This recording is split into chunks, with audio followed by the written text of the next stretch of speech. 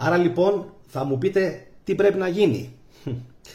Πρέπει να γίνουν πιο προσβάσιμα τα έργα του Ιώσιππου στο ευρύτερο ελληνικό κοινό.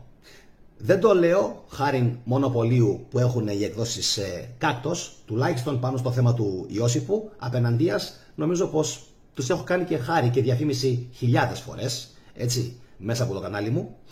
Πρέπει όμως να τονίσω κάτι.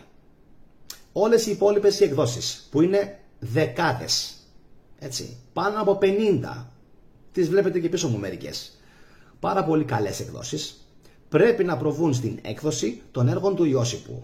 Είναι μείζονος και υψής της σημασίας το κοινό της Ελλάδας να έρθει σε επαφή με αυτά τα βιβλία.